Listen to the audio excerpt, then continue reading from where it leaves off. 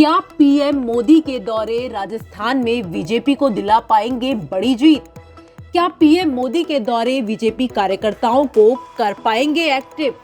क्या पीएम मोदी का दौसा दौरा पूर्वी राजस्थान में बीजेपी को कर पाएगा मजबूत?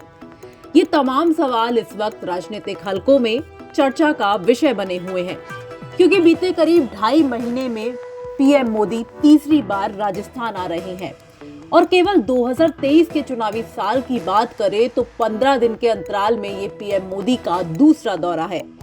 पीएम मोदी बीते साल 1 नवंबर को मानगढ़ धाम आए थे, जहां उन्होंने आदिवासियों को साधने का काम किया था।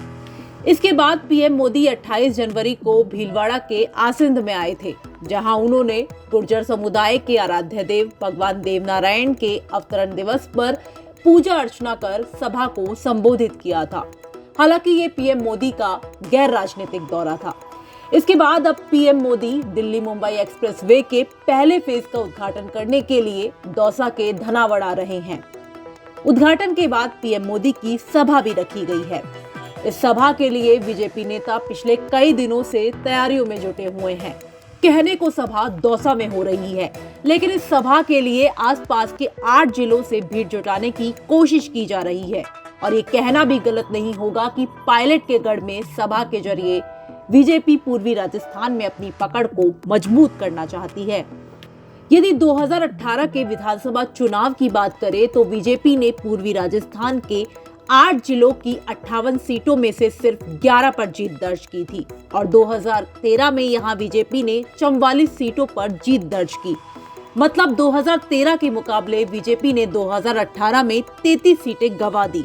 इसके अलावा ये भी कहा जाता है कि पूर्वी राजस्थान में जो पार्टी सबसे ज्यादा सीटों पर जीत दर्ज करती है वही सरकार बनाती है, क्योंकि पूर्वी राजस्थान के केवल 8 जिले ही 200 में से 58 विधानसभा सीटों को कवर करते हैं। साथ ही भाजपा का भी मानना है कि 2018 के विधानसभा चुनाव में जयपुर और भरतपुर संभाग में बुरी हार के चलते पार्टी इस चुनाव में अपनी सरकार नहीं बना पाई।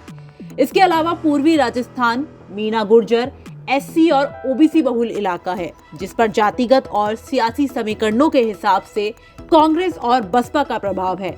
इसलिए बीजेपी मोदी की सभा के जरिए 2023 के विधानसभा चुनाव में इन सीटों पर जीत दर्ज कर सरकार बनाना चाहती है।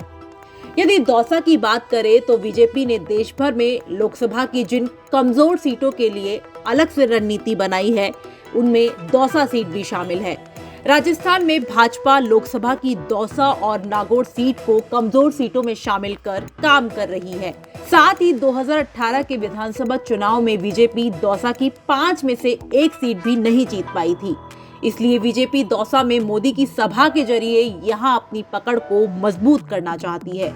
अब पीएम मोदी की सभाएं आगामी विधानसभा चुनाव में बीजेपी को पूर्वी राजस्थान में कितनी सीटें दिला पाती हैं, ये देखना वाकई बेहद दिलचस्प होगा। आपकी इस बारे में जो भी राय हो, हमारा कमेंट बॉक्स आपके लिए खुला है। ब्यूरो रिपोर्ट, राजस्थान तक।